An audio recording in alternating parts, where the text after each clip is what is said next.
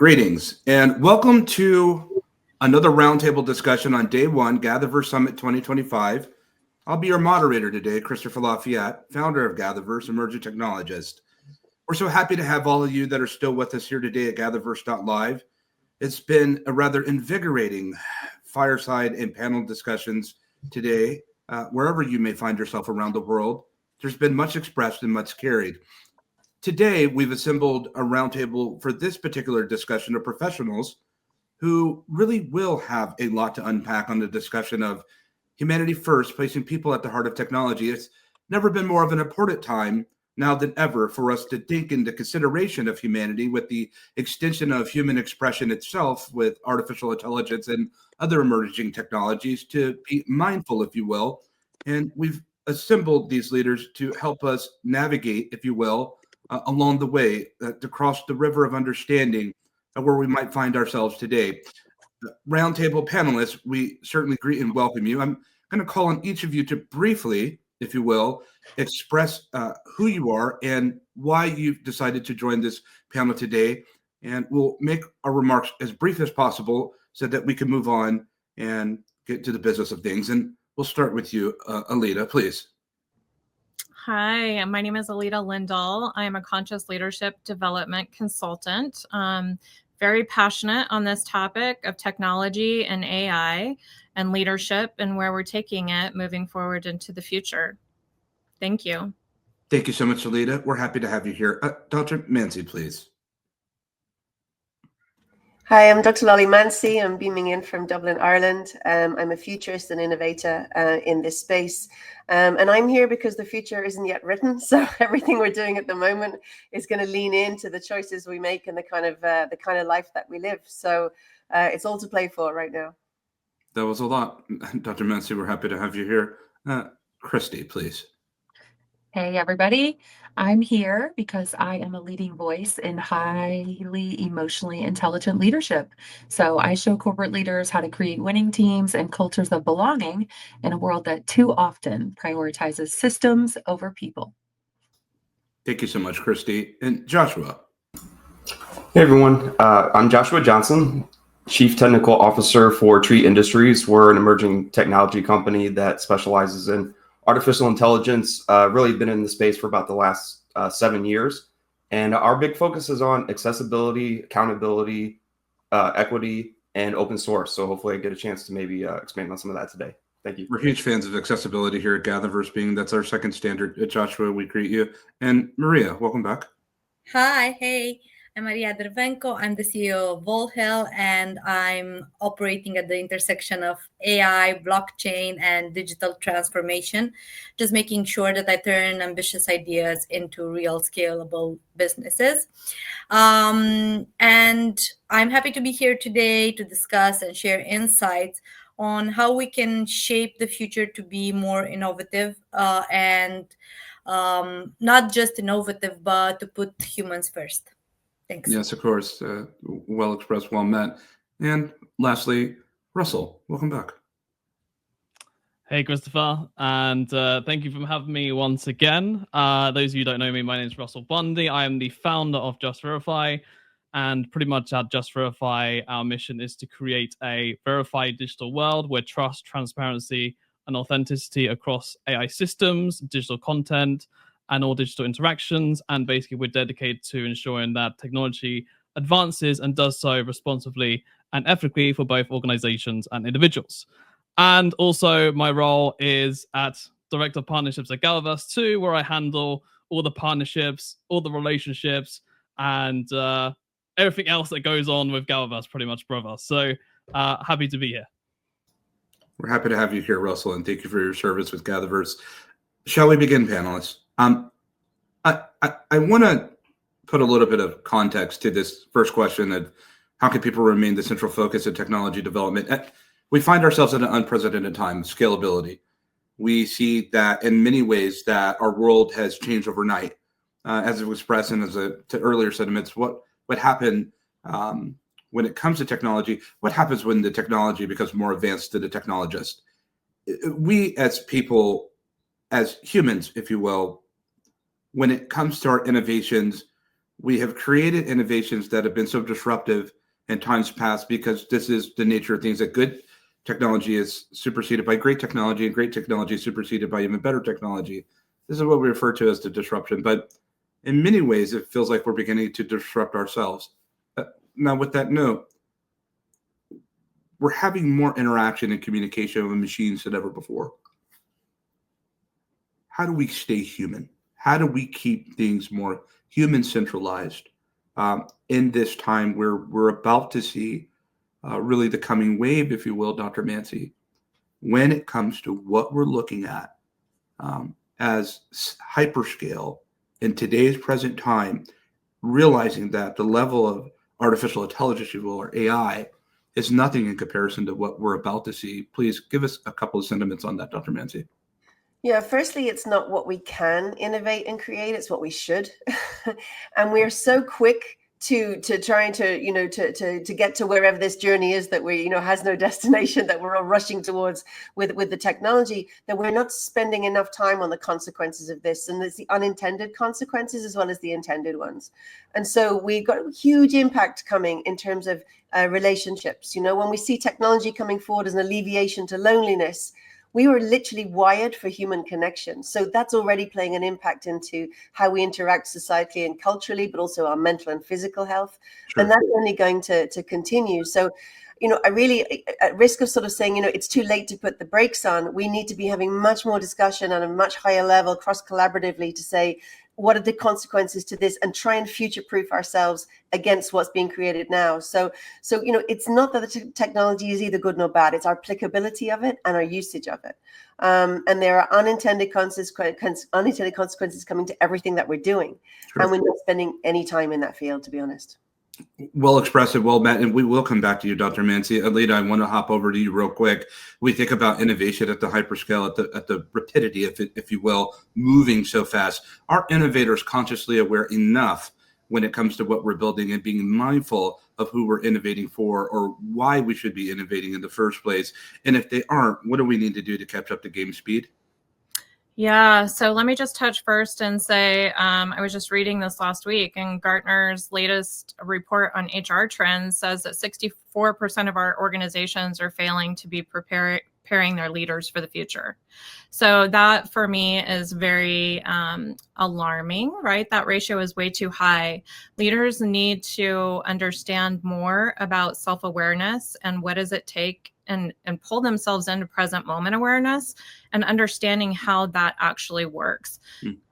Let's take it back to, we can, I think, compare this state that we're in with AI and have a comparison in real time, saying, like, if we compare to the pandemic, AI is moving at such a rapid rate of speed, just like the pandemic was sweeping through our world, right? And so I think it's very important for people to be able to cultivate this skill, and leaders, most importantly, to be able to guide the command and understand that human intelligence is what really has to be at the forefront of it all, with compassion, right? Sure. But Joshua, going on the heels of what it was just expressed from Alida and Dr. Mancy, here you are, you've been in AI for a number of years, if you will. How do we do that? How do we stop and get the attention without pausing, still with the need to be able to hyperscale or accelerate to move fast? I've never been a fan of taking a break and slowing down. I believe that we have to speed up to stay ahead of this innovative culture, if you will. How do we do these things at the same time, Joshua? How has this caught your attention with all the work that you're doing in the trenches, but you find yourself here at GatherVerse day one, 2025 with us today? Why? That's an excellent question. Pretty loaded one too. Do the Sure best I can to break it down. So one thing that I talk about a lot, and you'll see posted this around, is the term acceleration, right? So when you talk about not taking a break, there's a good reason not to. When the reference to the pandemic, I like that, but there's one thing about virology, is that viruses tend to become, they mutate to become less disruptive over time. That's not what's happening with AI. Quite the opposite. Anybody who thinks it's slowing down right now, or there's a couple-day break, or even if you feel like it's moving so fast you can't keep up, it's time to be ready, because we're on this curve where it's going to scale even faster over the next year, 2 years, 5 years. So The question is, how do we get people to wake up to that? What's that wake up call that we can do? That's something that we explore every day right now. I wish I had a better answer for what that is, but we do have to start preparing people that this is not something that's going to slow down. So how do we frame that in a conversation that is, while not inducing fear, does kind of like spur that I need to start preparing my life, how I'm aligning my community, my relationships, my career to this acceleration? How do I pair up with that well? And that's about the best advice that I think I could give. Thank you, Joshua, and I really appreciate you saying that you wish that you can answer a question. I'd rather have people wish than answer questions and answer questions they have no business answering. So I really appreciate the vulnerability, and so does the GatherVerse community. GatherVerse.live and those that are at different various social streaming platforms, how can people remain the central focus of technology development? Drop your comments, share with your neighbor, let us know. We really want to kind of hard in on that. But for now, Christy, we're about to leap over to you. Russell, Maria, stay ready because we're coming your way. Then about to Dr. Mancy and Alita. Christy, I want you to route in this perspective. We're attempting to catch up to game speed. We're attempting, all of us, Joshua, we're all attempting to be able to figure this out. Christy, let's make some sense of it right now, if you will. We know we won't be able to solve the whole thing, and we're not certainly saying that this discussion is the panacea and the high solution. I suspect that we all could arrive together and write a book together and publish it. But how do we catch up to be able to be human when it comes to modern innovations? Yeah, great question. I always go back to the fact that technology doesn't build itself, right? People do. And yet so many orgs focus on systems and spreadsheets and efficiency at the expense of the actual human experience. And so the biggest mistake that I see when I'm consulting with folks is leaders like to treat innovation like it's a system and not a human function. And so I believe the sooner that we can wrap our minds around that if we build something technically sound, people will just adapt. That's not the truth. Okay. That's what a lot of people like to think, especially in the tech space. Hey, if I build it and it's really great and it's technically sound, people are going to adapt. But the reality is, if you don't start with the actual human need, you're building something that people aren't going to use or something that actually even alienates them. And so Sure. when I look at huge tech successes that move super fast, Apple, Airbnb, they don't just build their products, they build the actual experience that changed the people and how they interact with the world. And I think that that truly is the quickest way for adaptation, adoption, and moving things forward at a higher speed. Christy, thank you for your sentiments, and I certainly do wonder about the half-life of the question of the statement that you said about technology doesn't build itself, because it seems to me right around the corner, just on the other side of the moon, if you will, that technology is positioning to be able to hyperscale itself, build itself with recursive development. And what we're seeing with these foundational models, given the level of them being semi-conscious to some degree and the level of extended intelligence within these machines, to be able to go to what we call automata, if you will. But nevertheless, that was a powerful statement. Let's etch that in time and come back and revisit and see what that looks like, even this time next year. Russell, I want to bring this over to you, and then Maria, we're next. And I want to bring the same thing. What does it mean to innovate and to be able to keep the central focus on human centricity, if we will, with what we're doing, and to have these leaders that are building, both women and men, and innovating, to have them be consciously aware of what it is that they're innovating and for who? How do we do that? Please, your brief remarks. How do we do that? Interesting question. I mean, I think the bottom line to all of this comes to trust. The reason why I say that is because unless you can trust AI or trust, having a relationship or being able to trust anything, it's a human trait to have, right? So I think for myself in particular, and keeping it, human centric, and how do we do that, is if we can allow people to have a way in which they can trust AI, or have a way in which people can interact with AI and be able to trust, what AI says, or if it's truthful or not, or authentic, all these different traits in which, humans have. I think if we can find out a way or have a layer or an adaptability in a way in which we can do that with AI, I think that can still allow things to be human centric and still be human focused, whilst also at the same time being able to connect to, with AI and being able to have that interaction with AI, because it's human to AI interactions and also human to human interactions. So how do we keep that human focus?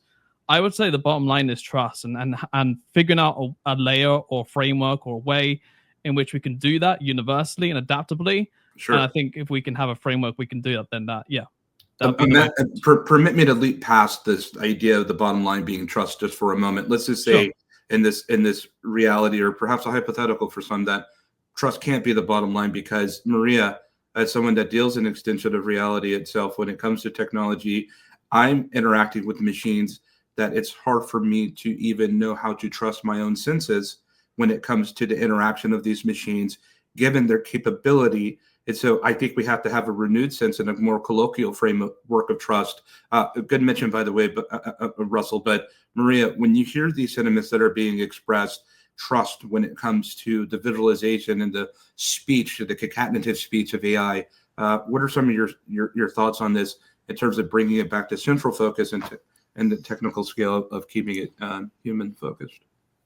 The simple fact that we're having this conversation and this question, for me, it's although I'm in the space, so again, it's a bit weird or uncomfortable, because people should always be at the center of everything. It's not, for me, it's not even a question, but we do need to understand that the reality is that companies chase efficiency, productivity, automation, and profit. So what us as humans can do is just understand how this impacts our life, our jobs. How can we improve on the areas that impact us? And just don't be afraid to adopt the change and to evolve with everything that is happening around us. Sure. Technology is here and will stay here, whether we like it or not. And it's a very different viewpoint on the subject matter of keeping it human. I don't want to say it's defeatist. I think I lack the word of finding and searching that, and I want to come back to that, Maria. And I certainly don't want to say it's apathetical, but perhaps adaptation is the sentiment that's being conveyed and expressed. I really appreciate that, but I want to put a pin in that. But Dr. Mancy and Alita, help me to understand something here. We're at a time where, okay, let's kind of go back in time for a second, audience. GPT 3.5 Legacy comes out November 2022. Okay, we're seeing a model come out maybe every month that's competing. And sure, there's other different models, but very powerful, extraordinary models like these. Now, in 2023, the cadence started to pick up, and we started to see something maybe every other week. 2024, every week. 2025, every day. And not just one new model, but several different innovations that are coming to boot, that are coming to scene. And we're talking about the need when it comes to this particular question of what approaches help incorporate human needs into product design and development. Dr. Mancy, how do you say to Sam Altman? How do you say to Ilya Sutskever? How do you say to a number of different people that are building Satya Nadella, Sundar Pichai, that are heading some of these powerful developments of AI being built? Mira Marathi, what do we say to them when it comes to incorporating human values, human needs into product design and delivery? How do they do that when they're operating at this really breakneck speed, if you will? Yeah, look, I think we need to reframe the narrative. This is not a race we're here to win, right? So it's not that we must race ourselves into wherever we're going. This is a cognitive revolution that we need some time to adjust to. So we started with the agricultural revolution into industrial. we only have just literally come out of the digital revolution into this cognitive revolution. It's absolutely a game changer in the way that it's going to impact us as human beings in the way that we move forward and think. So this idea that sort of it's and all the words around this, by the way, are temporal, accelerate, speed. You know, the first to win, the biggest man on the mountain, as it were. You know, I think we're really heading into a way at the moment. I mean, sort of it was also mentioned Gartner's hype cycle. We're kind of currently just over the top at the moment, right? Where people are starting to get a bit disillusioned, going, okay, might have been overhyped. We're not sure what it is. Is it like GDPR? What actually is this? We haven't even begun to scratch the surface for the potential yet of what this is. And yet we're already on to that next level. So as human beings, we are not keeping up with that level of advancement and that acceleration. We're overwhelmed, huge amount of misinformation. So for us as humans, I'm not sure what I'd say to Sam Altman apart from to slow the hell down. But, you know, at the moment, for us as human beings, what we need to do is very fast. We need to develop, and right through primary and secondary school, critical thinking, a healthy mistrust of everything, and this idea of entrenched curiosity about the future, because we are going to be working with in tandem, not instead of, you know, and so we don't know what that relationship looks like or feels yet. And so I'm very interested to see how this plays out. But at the moment, what I can tell you is every industry I'm talking to is overwhelmed and also slightly disillusioned.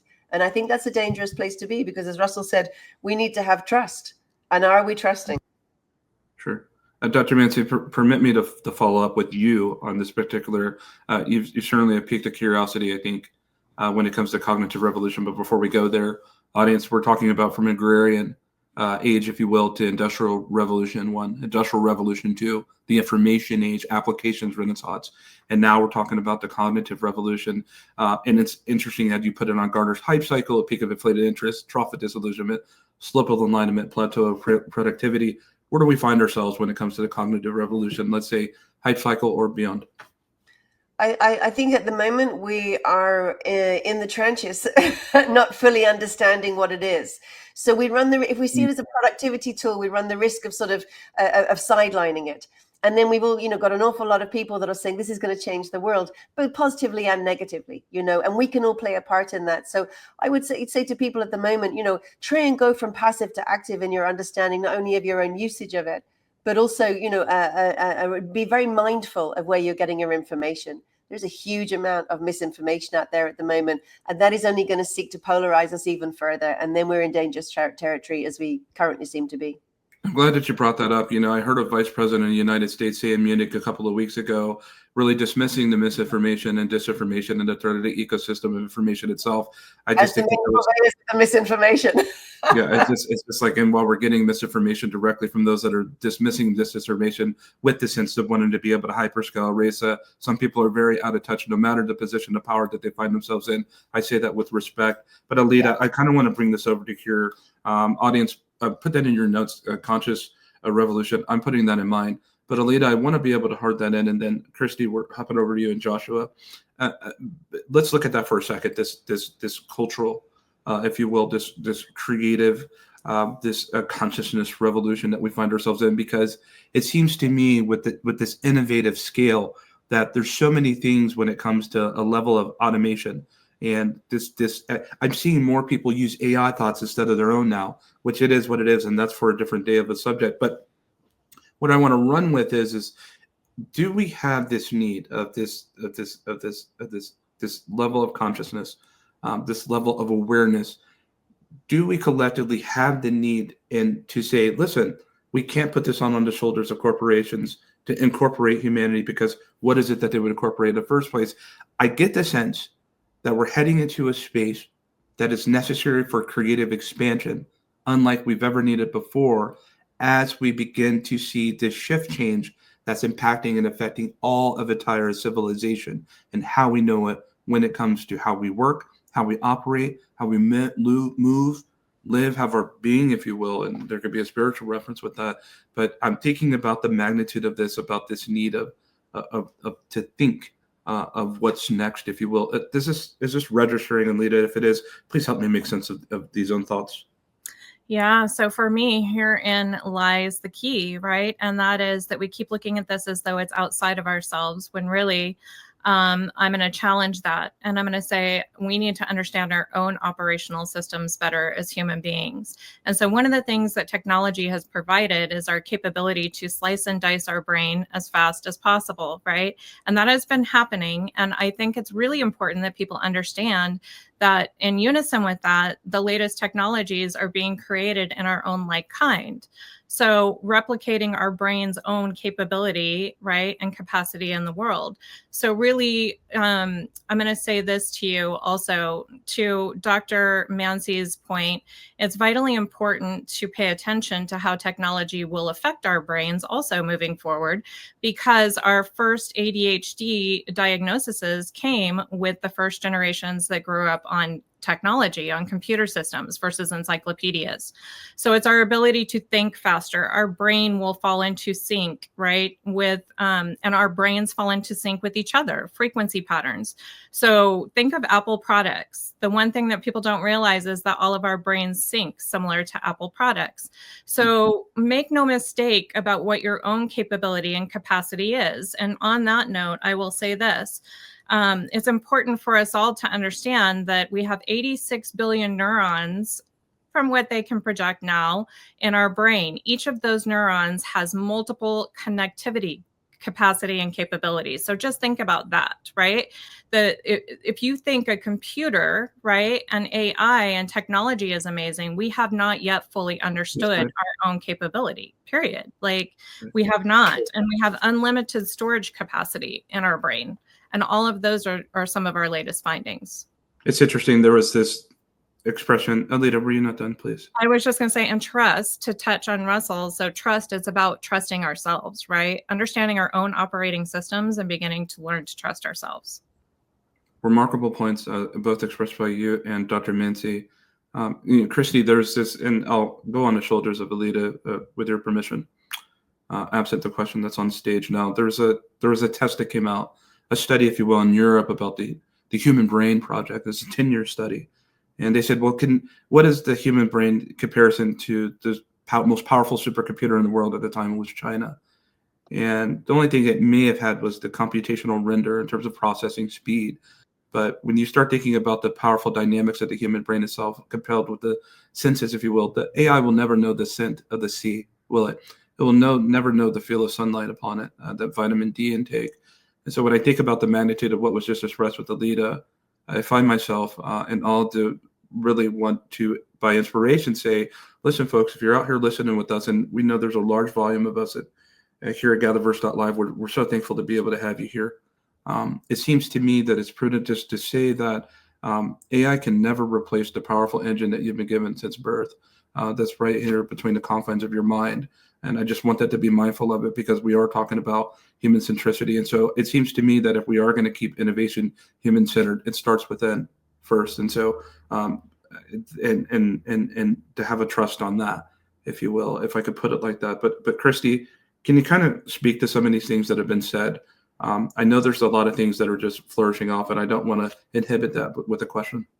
Sure. Yeah. No. So much great insight shared so far. And, not only are we in a technological revolution, as you mentioned, it's this cognitive revolution, and the way we learn and process and make decisions is being reshaped in real time by AI and automation. And so the challenge really is the tech evolving faster than the human cognition, which is kind of what's been on my mind. Now, I appreciate the perspectives that have been given.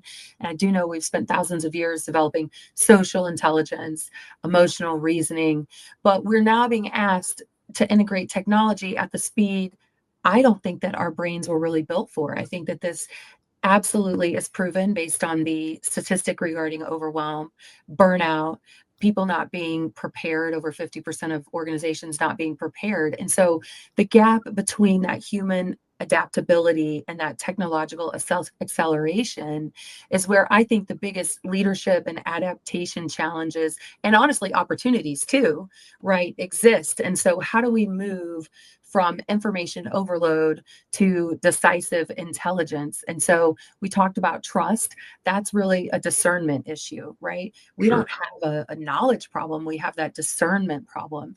And then leaders have to shift from hoarding information to actually curating insights. And so the humans are always going to own the why. And I think that's a really interesting perspective when I think about the conversation we've had so far.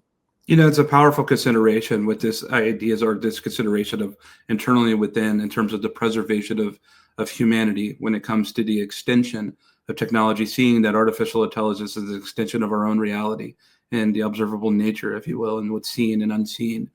With that in consideration, based on what Dr. Mancy, Alita, and Christy, you have now expressed. Joshua, let's kind of go back to this, where we're talking about here we have these incredible technology companies, OpenAI, Anthropic, and so many more, Microsoft and the deep minds of the world. They're building, they're hyperscaling, they're moving with this race, if you will. But at the same time, we see an inherent need to be able to have the preservation of humanity that's in the center focus of what we're looking at in the extension, in this hyperscale, if you will. What are the things that you're looking at, and what are the things that you're becoming mindful of how you do preserve it? Because you said it, hey, most people are ill prepared. They're not prepared for what's coming. Mustafa Solomon talks about the coming wave of Homo technologicus, if you will, and where we might find ourselves with this coming wave. And that today's AI, even as advanced as it is, even with all the models that we're seeing come out every single day now, not every week, not bi-weekly, but every day, new innovations are breaking forth.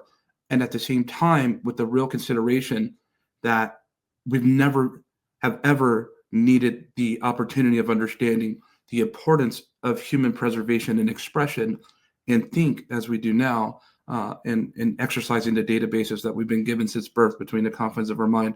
Joshua, how are you being mindful of this as a technical founder and innovating, and is this registering with you? Yeah, this is something that we think about every single day as we're building technology. And I think if you're an innovator and a builder and you're not, you're, in my opinion, you're making a mistake.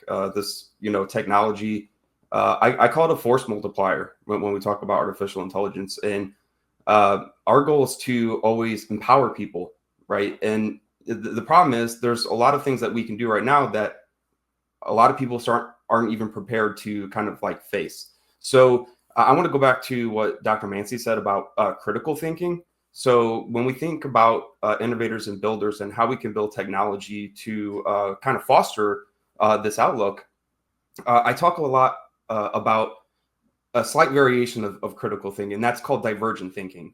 So divergent thinking is really where we're at now. I say it's the only game in town when it comes to how you can prepare for this. So it's an offshoot of critical thinking where it's kind of everything everywhere all at once right now. And so all these things are kind of collapsing towards the present. And, we need innovators and builders and also leaders in companies to think divergently about how they can utilize all these existing things to empower the people within their company, their community, things like that. So I